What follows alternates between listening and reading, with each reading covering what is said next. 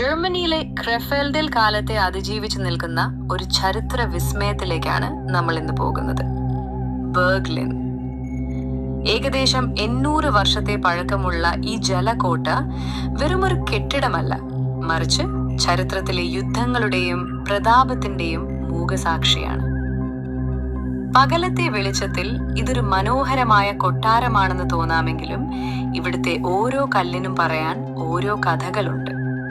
യുദ്ധങ്ങളുടെയും നിഗൂഢമായ ആചാരങ്ങളുടെയും പാതി വഴിയിൽ നിലച്ചുപോയ വിപ്ലവങ്ങളുടെയും കഥകൾ. ഇവിടെ ഉറങ്ങിക്കിടക്കുന്ന ഈ മനുഷ്യൻ ആയിരക്കണക്കിന് വർഷങ്ങൾക്ക് മുമ്പ് നമ്മളെപ്പോലെ സംസാരിക്കുകയും സ്വപ്നം കാണുകയും ചെയ്തിരുന്ന ഒരാളാണ്.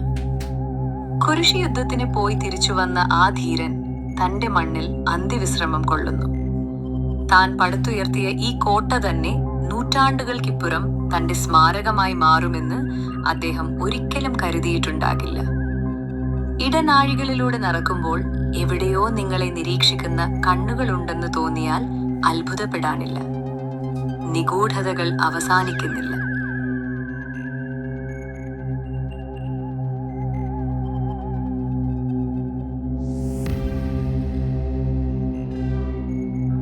ഈ കോട്ടയുടെ ആഴങ്ങളിൽ നിന്നും കുഴിച്ചെടുത്ത അവശിഷ്ടങ്ങൾ നമ്മോട് ചോദിക്കുന്നത് ഒന്ന് മാത്രം: നിങ്ങൾ ചരിത്രത്തെ കാണാനാണോ വന്നത്, അതോ ചരിത്രം നിങ്ങളെ തേടി വരുമോ?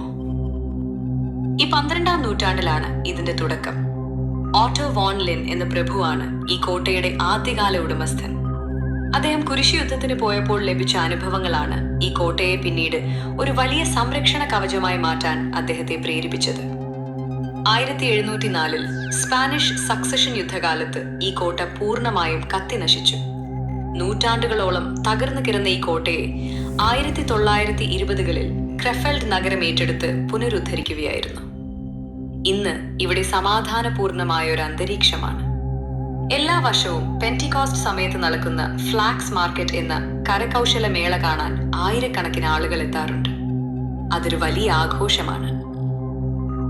ബെർഗ്ലിൻ കേവലം ഒരു കെട്ടിടമല്ല, അത് കല്ലുകളിൽ കൊത്തിവെച്ച യുദ്ധതന്ത്രങ്ങളുടെയും അതിജീവനത്തിന്റെയും കഥയാണ്.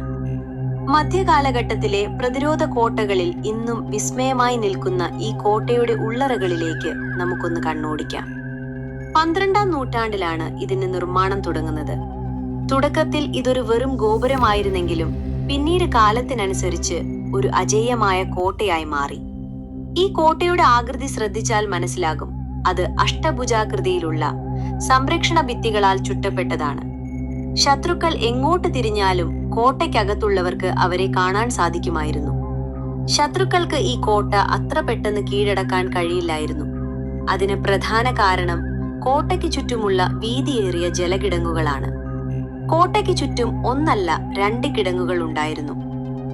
ബെർഗ്ലിൻ കോട്ടയ്ക്കകത്തേക്ക് കയറിയാൽ നിങ്ങളെ കാത്തിരിക്കുന്നത് ഒരു കുരുക്കു പോലെ തോന്നിക്കുന്ന ഇടനാഴികളാണ്. ഇവിടുത്തെ പടവുകൾ ക്ലോക്ക് വൈസ് വലത്തോട്ട് തിരിയുന്ന രീതിയിലാണ് നിർമ്മിച്ചിരിക്കുന്നത്. ഇതിന് പിന്നിൽ ഒരു തന്ത്രമുണ്ട്. മുകളിൽ നിന്ന് താഴേക്ക് വരുന്ന കോട്ടയിലെ സൈനികരിൽ കൂടുതൽ പേരും വലത് കയ്യന്മാരായിരുന്നു. വാൾ വീശാൻ സൗകര്യവും താഴെ നിന്ന് മുകളിലേക്ക് കയറാൻ ശ്രമിക്കുന്ന ശത്രുവിന് തടസ്സമുണ്ടാക്കാനും ഇത് സഹായിക്കുന്നു. കോട്ടയുടെ ചുവരുകളിൽ ചെറിയ സുഷിരങ്ങൾ കാണാം. അകത്തിരിക്കുന്ന പടയാളിക്ക് ശത്രുവിനെ കൃത്യമായി കാണാം. എന്നാൽ പുറത്തുനിന്ന് ഒരാൾക്ക് ഉള്ളിലേക്ക് അമ്പെയ്യുക എന്നത് അസാധ്യമായിരുന്നു. തടവുകാരെ പാർപ്പിക്കാനുള്ള ഇരുട്ടറകൾ, ഡഞ്ചൻസ്, ഭൂമിക്കടിയിൽ നിർമ്മിച്ചിരുന്നു. അവിടെ നിന്ന് ഒരിക്കൽ അകപ്പെട്ടാൽ രക്ഷപ്പെടുക എന്നത് വെറും സ്വപ്നം മാത്രമായിരുന്നു. ബെർഗ്ലിനിന്റെ ഏറ്റവും ഉയർന്ന ഭാഗമായ ആ ഗോപുരത്തിന്റെ മുകളിലേക്ക് കയറുന്നത് ഒരു കാലഘട്ടത്തെ പിന്നിലാക്കി മുകളിലേക്ക് കുതിക്കുന്നത് പോലെയാണ്. ആ പഴയ കൽപ്പടവുകൾ കയറി നിങ്ങൾ ഏറ്റവും മുകളിലെ വ്യൂ പോയിന്റിൽ എത്തുമ്പോൾ മിഴിച്ചു നിൽക്കുന്ന ഒരു കാഴ്ചയാണ് നിങ്ങളെ കാത്തിരിക്കുന്നത്. പണ്ട് കാലത്ത് ഈ വ്യൂ പോയിന്റ് വെറും ഒരു ഭംഗി കാണാനുള്ള സ്ഥലമായിരുന്നില്ല, അത് കോട്ടയുടെ കണ്ണുകളായിരുന്നു. ശത്രുപട കിലോമീറ്ററുകൾ അകലെ വരുമ്പോൾ തന്നെ കാവൽക്കാർക്ക് ഇവിടെ നിന്ന് കാണാൻ സാധിക്കുമായിരുന്നു. ചുറ്റുമുള്ള സമതല പ്രദേശങ്ങൾ പൂർണ്ണമായും ഈ ഗോപുരത്തിന്റെ നിഴലിലായിരുന്നു എന്ന് പറയാം. ഏറ്റവും മുകളിൽ എത്തുമ്പോൾ കാറ്റ് നിങ്ങളുടെ കാതുകളിൽ മൂളുന്നത് കേൾക്കാം. അവിടെ നിന്നുള്ള കാഴ്ചകൾ അതിമനോഹരമാണ്. താഴെ കോട്ടയെ ചുറ്റിപ്പിണഞ്ഞു കിടക്കുന്ന ജലകിടങ്ങുകൾ മുകളിൽ നിന്ന് നോക്കുമ്പോൾ ഒരു മണിമാല പോലെ തോന്നിപ്പിക്കും. പണ്ട് ശത്രുക്കൾ ഇതിൽ വീഴാൻ കാത്തുനിന്ന അതേ കിടങ്ങുകൾ ഇന്ന് ശാന്തമായി ഒഴുകുന്നു. താഴെ ലിങ് ഗ്രാമത്തിലെ പഴയ വീടുകളുടെ ചുവന്ന മേൽക്കൂരകളും ഇടുങ്ങിയ തെരുവുകളും ഒരു ഡോൾ ഹൗസ് പോലെ മനോഹരമായി കാണപ്പെടും. ദൂരേക്ക് കണ്ണോടിച്ചാൽ റൈൻ നദിയുടെ തീരത്തുള്ള പച്ചപ്പും വിശാലമായ പുൽമേടുകളും കാണാം. ഈ ഗോപുരത്തിന്റെ മുകൾ ഭാഗം ശത്രുക്കളുടെ അമ്പുകളിൽ നിന്നും പീരങ്കി ഉണ്ടകളിൽ നിന്നും രക്ഷ നേടാൻ പാകത്തിൽ കടുപ്പമേറിയ കല്ലുകൾ കൊണ്ടാണ് നിർമ്മിച്ചിരിക്കുന്നത്. കാവൽക്കാർക്ക് മറഞ്ഞു നിന്ന് ആക്രമിക്കാൻ കഴിയുന്ന മേർലൻ എന്നറിയപ്പെടുന്ന വിടവുകളുള്ള മതിലുകൾ ഈ വ്യൂ പോയിന്റിന് ചുറ്റുമുണ്ട്. നഗരത്തിന്റെ തിരക്കുകളിൽ നിന്നും മാറി താഴെ ശാന്തമായി ഒഴുകുന്ന വെള്ളവും പുൽത്തകിടികളും കാണുമ്പോൾ മനസ്സിന് വലിയൊരു ആശ്വാസം ലഭിക്കും. പ്രകൃതിയും മനുഷ്യനിർമ്മിതമായ ചരിത്രവും എത്ര മനോഹരമായാണ് ഒത്തുചേരുന്നതെന്ന് നാം ഓർക്കും. വിശാലമായ ആകാശത്തിന് താഴെ ഇത്രയും പഴക്കമുള്ള ഒരു നിർമ്മിതിക്ക് മുകളിൽ നിൽക്കുമ്പോൾ കാലപ്രവാഹത്തിൽ നമ്മൾ എത്ര നിസ്സാരരാണെന്ന ഒരു എളിമ കലർന്ന ചിന്ത മനസ്സിലേക്ക് വരാം. കാലവർഷങ്ങളെയും അതിജീവിച്ച് ഇന്നും തലയുയർത്തി നിൽക്കുന്ന ആ ഭിത്തികൾ നമ്മളോട് പറയുന്നത് അതിജീവനത്തിന്റെ കഥകളാണ്. ചരിത്രം ഉറങ്ങുന്ന മണ്ണിൽ കാറ്റിന് പോലും പഴയ കഥകൾ പറയാനുണ്ടാകും. ഉയരങ്ങളിൽ നിന്ന് താഴേക്ക് വരുമ്പോൾ നാം കേവലം പടികളല്ല ഇറങ്ങുന്നത്, മറിച്ച് ചരിത്രത്തിൽ നിന്ന് വർത്തമാന കാലത്തിലേക്കുള്ള ഒരു തിരിച്ചുപോക്കാണ് അവിടെ സംഭവിക്കുന്നത്. മുകളിൽ നമ്മൾ അനുഭവിച്ച ആ രാജകീയമായ ഏകാന്തത പതിയെ നമ്മെ വിട്ടുപിരിയുന്നു. മുകളിലെ വ്യൂ പോയിന്റിൽ നിന്ന് താഴേക്കിറങ്ങുമ്പോൾ നിങ്ങൾ എത്തിച്ചേരുന്നത് കോട്ടയുടെ അന്തഃപുരങ്ങളിലേക്കും ആയുധപുരകളിലേക്കും ആണ്. കോട്ടയിലെ ജീവിതത്തിന്റെ മറ്റൊരു വശമാണ് നിങ്ങൾ കാണുന്ന ഈ പഴയ അടുക്കളയും പാത്രങ്ങളും. വലിയ ഇരുമ്പ് ചട്ടികൾ, മൺപാത്രങ്ങൾ, വെള്ളം സംഭരിക്കാനുള്ള വലിയ പാത്രങ്ങൾ എന്നിവ അവിടെ കാണാം. വൈദ്യുതി ഇല്ലാത്ത അക്കാലത്ത് വിറക് ഉപയോഗിച്ച് വലിയ അടുപ്പുകളിലായിരുന്നു ഭക്ഷണം പാകം ചെയ്തിരുന്നത്. രാജാക്കന്മാരും പ്രഭുക്കന്മാരും അവരുടെ അതിഥികൾക്കൊപ്പം ഭക്ഷണം കഴിച്ചിരുന്ന വലിയ മേശകളും കസേരകളും അവിടെ ഉണ്ടാകും. അന്നത്തെ പാത്രങ്ങളുടെ വലിപ്പവും നിർമ്മാണ രീതിയും ശ്രദ്ധിച്ചാൽ എത്രത്തോളം ഗംഭീരമായിരുന്നു അവിടുത്തെ വിരുന്നുകൾ എന്ന് മനസ്സിലാക്കാം. യുദ്ധം മാത്രമല്ല, പ്രഭുക്കന്മാരുടെ കുടുംബജീവിതവും ആ ഹാളുകളിൽ തെളിയുന്നുണ്ട്.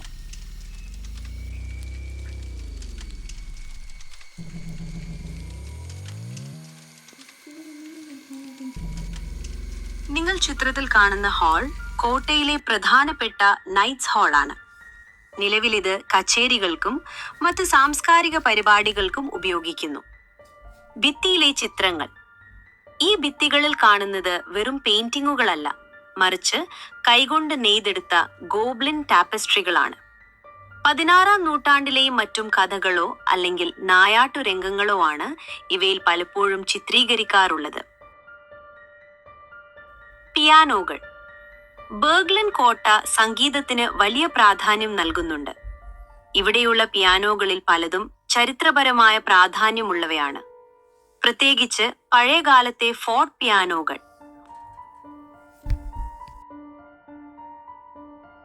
കോണിപ്പടികളിലോ ഇടനാഴികളിലോ നിങ്ങൾ കാണുന്ന പഴയ തോക്കുകൾ പ്രധാനമായും 17-ാം നൂറ്റാണ്ടിനും 19-ാം നൂറ്റാണ്ടിനും ഇടയിലുള്ളവയാണ്.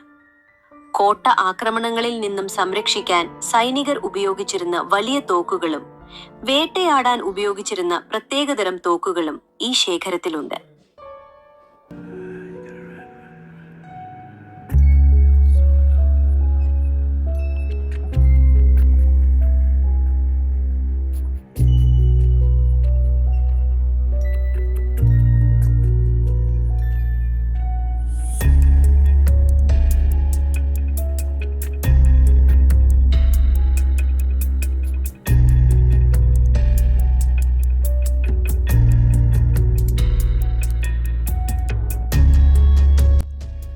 യുദ്ധത്തിന് പോകുന്ന സൈനികർ ധരിച്ചിരുന്ന ആയുധങ്ങളും കവചങ്ങളും ചരിത്രത്തിന്റെ കരുത്ത് വിളിച്ചോതുന്നവയാണ്. ശത്രുക്കളുടെ വാൾമുനകളിൽ നിന്നും അമ്പുകളിൽ നിന്നും രക്ഷ നേടാൻ ഉപയോഗിച്ചിരുന്നവയാണത്. ആയിരക്കണക്കിന് ചെറിയ ഇരുമ്പ് വളയങ്ങൾ കോർത്തുണ്ടാക്കിയ ചെയിൻ മെയിൽ പടച്ചട്ടകൾ അക്കാലത്തെ സാങ്കേതിക വിദ്യയുടെ അത്ഭുതമാണ്. ഇവയുടെ ഭാരം എത്രത്തോളം ഉണ്ടാകുമെന്ന് നേരിട്ട് കാണുമ്പോൾ നമുക്ക് അത്ഭുതം തോന്നും. തലയുടെ സുരക്ഷയ്ക്കായി ഉപയോഗിച്ചിരുന്ന വിവിധ തരം ഇരുമ്പു തൊപ്പികൾ. സൈനികന്റെ പദവി അനുസരിച്ച് ഇവയുടെ രൂപഘടനയിൽ മാറ്റമുണ്ടാകും. കണ്ണുകൾക്ക് മാത്രം കാണാൻ കഴിയുന്ന തരത്തിലുള്ള ഇടുങ്ങിയ സുഷിരങ്ങളുള്ള ഹെൽമെറ്റുകൾ അന്നത്തെ യുദ്ധമുഖത്തെ ഭീകരതയെ ഓർമ്മിപ്പിക്കുന്നു. ആ ഹാളിലൂടെ നടക്കുമ്പോൾ നാം അറിയാതെ ഒരു നിശബ്ദതയിലേക്ക് പോകും. പടച്ചട്ടകൾക്ക് മുന്നിൽ നിൽക്കുമ്പോൾ രക്തം ചിന്തിയ യുദ്ധങ്ങളുടെയും ധീരതയുടെയും കഥകൾ മനസ്സിൽ വരും. എന്നാൽ അടുക്കളയിലെ പാത്രങ്ങൾ കാണുമ്പോൾ ഈ കോട്ടയ്ക്കുള്ളിൽ സ്നേഹവും സന്തോഷവും നിറഞ്ഞ കുടുംബജീവിതവും ഉണ്ടായിരുന്നു എന്ന് നാം തിരിച്ചറിയും. കരിങ്കൽ ഭിത്തികൾക്കുള്ളിൽ പുകഞ്ഞ അടുപ്പുകളുടെയും പങ്കുവെച്ച ഭക്ഷണത്തിന്റെയും ഗന്ധം ഇപ്പോഴും തങ്ങി നിൽക്കുന്നുണ്ടോ എന്ന് ഞാൻ ഓർത്തുപോയി.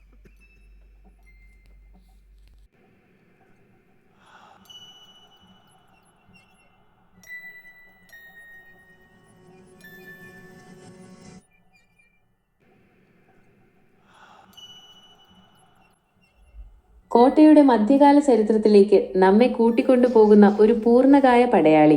ശത്രുവിന്റെ വാൾത്തലകളെ ചെറുക്കാൻ ലോഹക്കൂട്ടാൽ നിർമ്മിച്ച ഈ കവചം അക്കാലത്തെ പടയാളികൾക്ക് ഒരു സുരക്ഷാക്കോട്ട തന്നെയായിരുന്നു. ഇനി അല്പം കൂടി പിന്നിലേക്ക് കണ്ണോടിക്കാം. പീരങ്കികളുടെ പ്രാചീന രൂപങ്ങളാണിവ.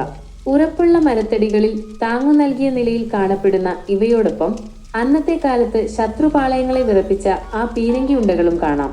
15-ാം നൂറ്റാണ്ടിന്റെ അവസാന പാദത്തിലെ സാങ്കേതിക വിദ്യ എത്രത്തോളം കൃത്യമായിരുന്നു എന്നതിന് ഇതിലും വലിയ ഉദാഹരണം വേറെയില്ല. നമുക്ക് ക്രെഫൽഡ് നഗരത്തിന്റെ മറ്റൊരു മുഖത്തേക്ക് നോക്കാം. പട്ടിനും വെൽവെറ്റിനും ലോകം മുഴുവൻ പേരെടുത്ത നഗരം. ഇവിടെ കാണുന്ന ഈ കൂറ്റൻ മരത്തറികൾ വെറും യന്ത്രങ്ങളല്ല, മറിച്ച് ക്രെഫൽഡിന്റെ വ്യാവസായിക പാരമ്പര്യം വിളിച്ചോതുന്ന ചരിത്ര സ്മാരകങ്ങളാണ്.